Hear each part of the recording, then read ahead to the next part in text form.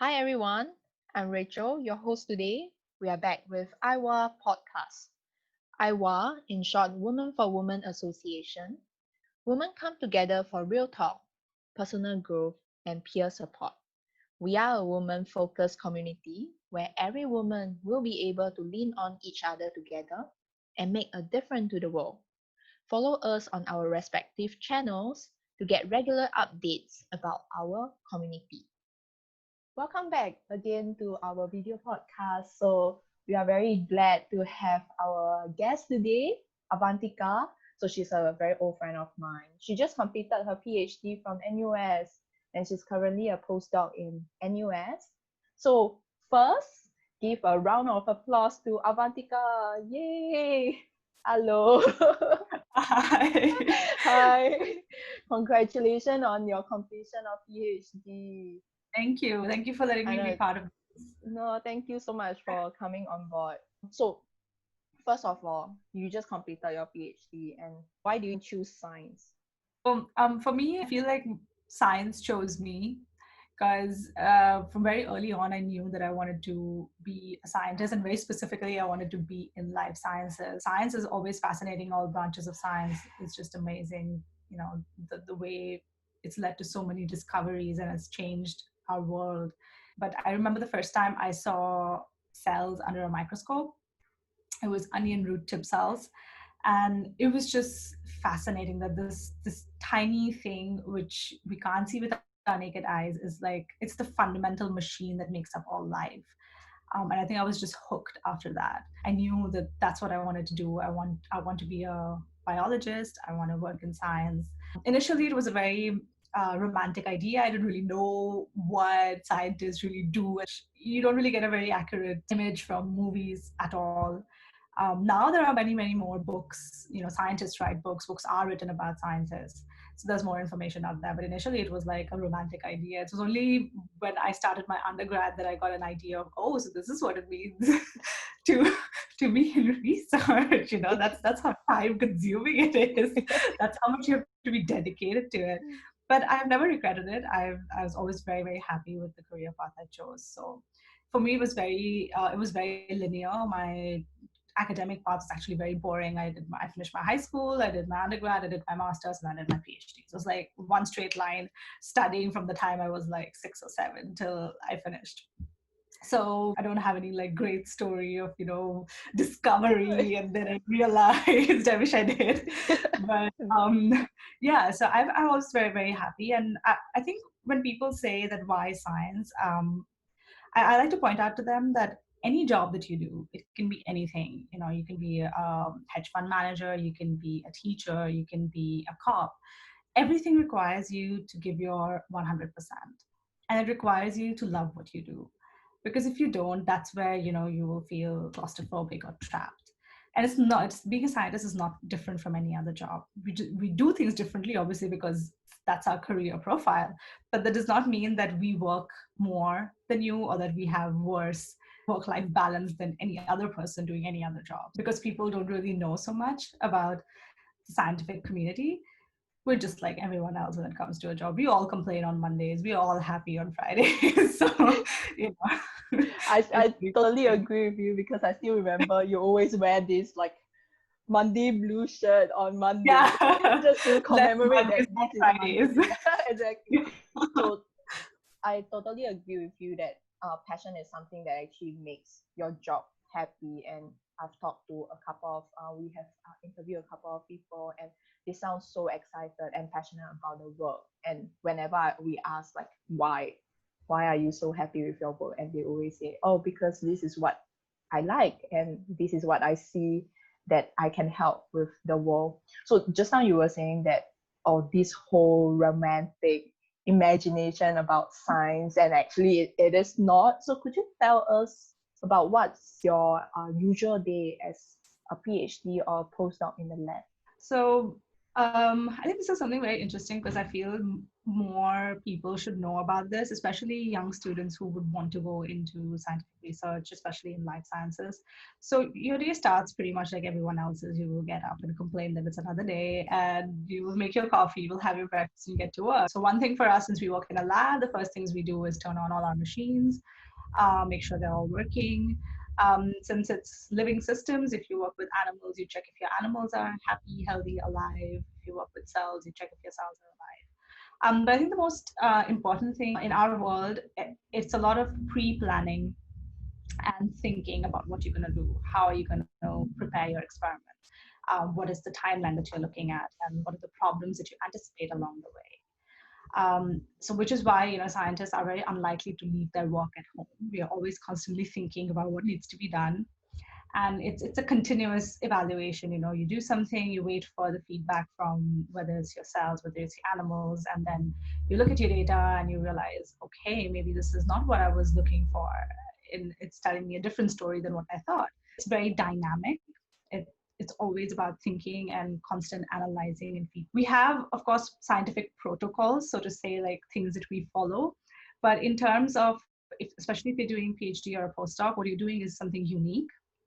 And a lot of times it's something that nobody else is really working on. You're looking at a very unique part of, it could be anything. Like for me, we were developing these unique vectors for gene editing technology. Some people may be working on a very specific or new drug to treat cancer. So it's a lot of original thinking that goes in, which is what makes it different from the other fields. So I think a lot of the work happens more on the thought level and on the planning level. And then, of course, the experiments themselves are fun, can be frustrating, can be both. Yeah. When you tell someone that you are doing PhD, they will always tell you that, isn't it a little bit too difficult? Got a lot of negative result, right? So, and throughout your whole PhD journey, do you have any time that it's so challenging that actually frustrate you so much? And how do you like conquer and overcome these challenges? One of the biggest things that I've learned from doing a PhD or even like being in science in general is I'm not a patient person by nature. I am very impatient, but science has taught me patience. Like you have to be patient with your work. You have to be methodical with your work. You can't expect instant results. It's not like the stock market where you put in your trading stocks. Everything is happening very fast. It's instantaneous returns. Um, there have been times that are frustrating. I don't think there was anything that was so big of a challenge that I had to overcome. But yes, there are times that things just pretty much nothing works your way, and it can be very demoralizing. You really don't know where you're going with it. But I think that during those times, I would just say that it's important to remember why you're doing this. Remember that you are here because this is what you like, this is what you love to do, and hopefully someday you hope that the research you do can in some small way contribute to human society as a whole, to better the lives of people. So yes, think of these metaphysical things, and it's always important to make sure that you have a good work-life balance. So do other things as well. Talk to your friends, talk to your family, play sports, watch movies. Make sure you have enough relaxation as well. Don't like burn yourself out at work, because that's especially, it becomes impactful when things aren't going very well, when your results, when you're not getting any positive results, when or just when things are slow. It's important to make sure that you are a well-rounded person, because if everything you do is in the lab, then you don't have an outlet. So it's important to be very well balanced. Yeah. When sometimes when we think about like scientists, we always associate us as like nerdy, probably because we have spent so much time in the lab. I've known you for a long time, and I know that you have always taken initiative in taking up like leadership role. You are the chairperson for at least 2 symposium, unless you did some other symposium that I didn't know. But yeah, so you might heard from some people that isn't it taking out too much of your time? You should be focusing on your research. So what's your thought? Do you think that it's really a waste of time taking up leadership roles? Oh my God, it is absolutely and categorically not a waste of time. I mean, this is also based on what I was just saying right now about having good balance. It's always good to have other things in your life. And graduate student societies or planning symposiums is just one of them. And I always find it a bit strange that graduate students are not keen to participate in activities outside their work. I think what's important to remember is that there are skills outside of being able to perform experiments and propose hypotheses.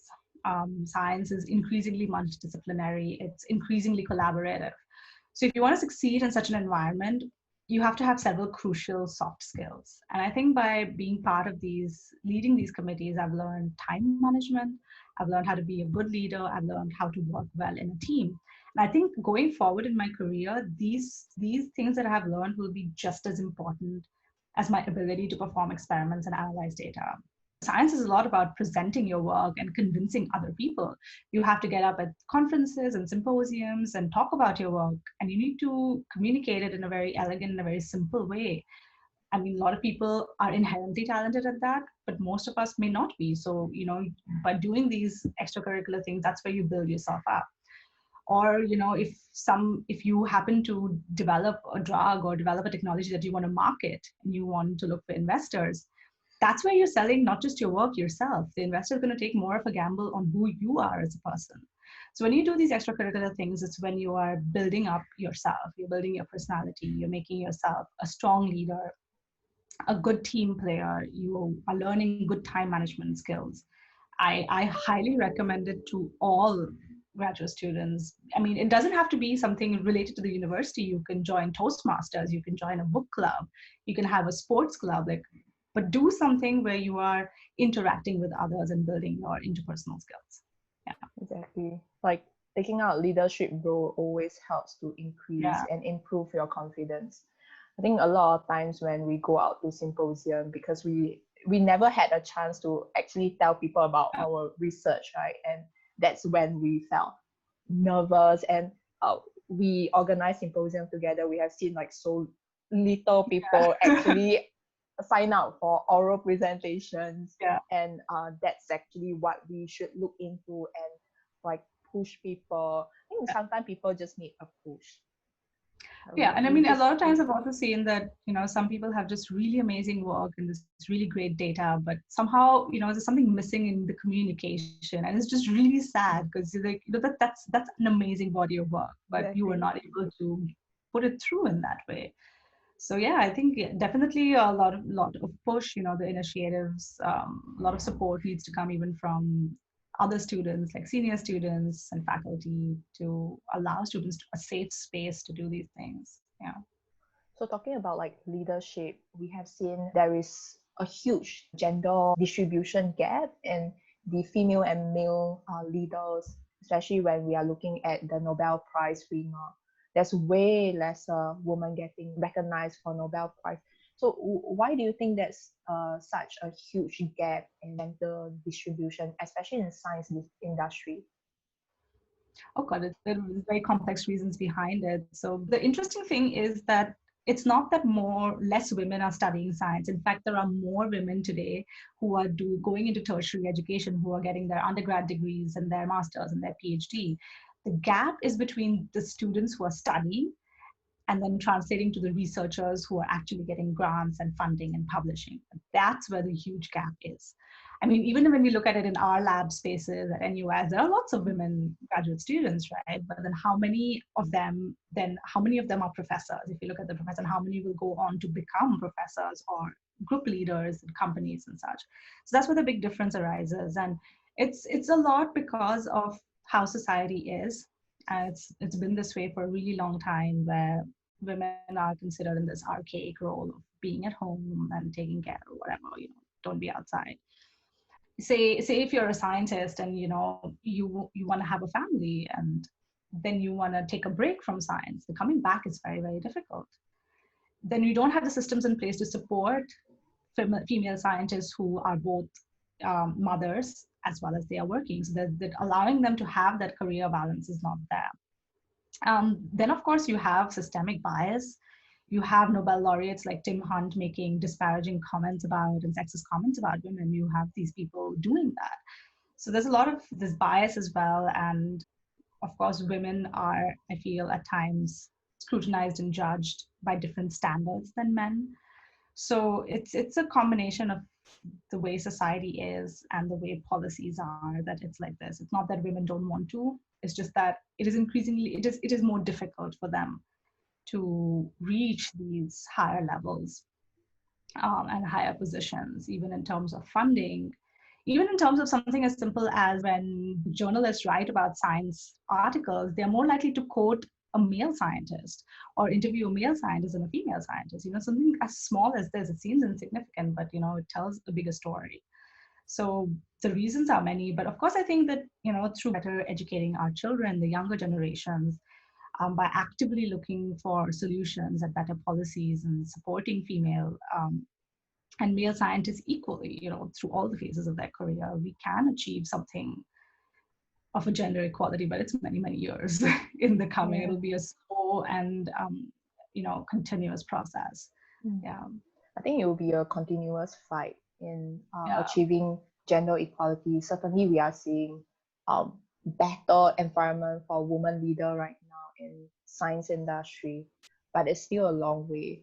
But Yeah. out there is a lot of program that pursue like leadership role, even though Yeah. they have a family and try to get the family and also work balances. Also, I think in the early career, women tend to shy away from taking up a promotion or even just asking for a pay raise. That's like something women tend to shy away from. We don't dare to negotiate for our pay. So, what's your thought about this? And also, like, how would you think that women should go and really fight for what they deserve? I think there was a study in Australia that found that men and women equally ask for pay raise. It's just that the men get it more often when they ask than women do. They also found very interestingly that women, it's not that women are less assertive in negotiations than men just because they, don't want to disrupt the status quo or something. But again, the pay gap arises because of various reasons, like, men and women in a lot of cases don't get equal pay for equal work. Then women who have a family are given lesser pay than a man who has a family or an unmarried woman or like a woman without a family. And this is across age groups and job levels. I don't think that women shy away from promotions. That might also be a personal thing. There are some people who may be slightly shyer by nature, others are more outgoing, more confident. So it depends on who you are and how you perceive yourself, and whether you want to get like you want the promotion. In terms of what women can do, I think, like you said, there are a lot of initiatives right now. But what I feel like, these are initiatives, these are small things happening in pockets. This needs to become a practice. It needs to be like, it shouldn't matter. It should come to a point where it doesn't matter whether you're a man or a woman. It depends on how qualified you are, how good you are with the position. There are countries I know, like Germany, for instance, there are institutes which give preference to women candidates over men for the same position with the same qualification. So there are things that you can do. Also, the other thing is, if organizations can share, if they are transparent about how, about their pay practices and their decision making based about hiring, I think that closes the gender gap a lot, because you don't feel like because you're a woman you're getting less pay. But yes, I feel if you think you deserve it and you think that you are not being paid as much, and you have that information that, okay, this is, say, for position A, this is what is being paid, say, to a man or to someone else, but I'm not getting that, definitely, have that courage and that confidence, find it in yourself to go and ask for it. And I know it's never as easy as that, because maybe the alternative is you don't have a job if they don't want to give you the pay. So it's never so simple. But I think it's always important for women to stand up for what they deserve, I think. And that's for anyone. If you think you deserve it, you should go for it. And you should have the right to ask for it. Yeah. So before we go into our last section on the three golden questions that we always do you have any final advice to women listening to our podcast? I think if you look everywhere, we see women leaders, whether it's Fortune 500 companies, whether it's activists who are bringing positive change, or homemakers who head their household and take care of everything. So never doubt that you are valuable, that you are powerful, and you deserve every chance to follow your passion and achieve your dreams. And look out for each other. Women supporting women and raising each other up, like this initiative, is something that's go a long way in building a more equal and more inclusive society. Yeah, Exactly. Like we want to empower women, but we don't know where exactly. to go to, where to Yeah, look out from. So it's only us as women helping each other will get exactly. to, we know what we want, right? So by Yeah, helping each other, we can go yeah. further together. So now it's the more exciting part, the Okay. three question part. Exciting. So the first question, when food supply become limited and you have to eat one food for the rest of your life, what food would that be? It has to be a type of cuisine or like a particular food. A particular food. Oh, okay. So I really love this kind of dal that we have in India. It's called masoor dal. And I love it. That's my favorite dal ever. So that with rice is something I can eat for the rest of my life. Okay, so rice with dal together. Yeah, I need rice. Like if I have to not eat anything else and only eat one thing, it has to be rice. Like it's just Asian. It has to be rice. I I love think it. I choose sushi so that it has rice with fish. So Ah, it's like never. so the second question, what is one best word to describe you? Just one word. I would say vivacious. I think I'm full of life. At least I try to be. So the last question, if you have one day left, what would you do? I would spend it with the people I love, with my family, with my friends. That's all I would want. Yeah, I think that's like, especially during this pandemic when we are all so far apart, Yeah. we Yeah. finally appreciate the time that we spend. Simple things like just suddenly going like, hey, do you want to grab a coffee? Like you can't do this thing anymore. You just Exactly. that's such a tiny thing, but it has such a huge impact because you're like, oh my god, I haven't seen these people and so like really seen you see each other virtually, but it's really not the same thing. Entry Yeah, thought again. I So know. that almost conclude our video podcast. It's so great that we have Avantika here today. We had someone talk about science before, but we have not heard from a postdoc talking about science and also very detailed into like gender equality in the science industry. So thank you so much for giving us such an in-depth opinion about like science and also your work. We could totally feel that you are super passionate about your work, your job, and also wish you all the best with your next Thank job you. in Germany. Thank you If for letting me be part of this. I think it's a wonderful, wonderful thing you're doing. I'm very Thank happy to be you. included. Yeah. So if the people listening to our podcast, if you want to know, listen to women from other industry, do check out our other videos. And also, if you like this video, like and subscribe, and also share to other people. Thank you so much. Bye bye. Like and subscribe. Like and subscribe. Exactly. Shouting out for Iwa. If you want to empower other ladies or yourself, email us at support@iwa.sg. Do stay tuned for our upcoming podcast every week on our respective channels. Like and subscribe our videos. Ciao!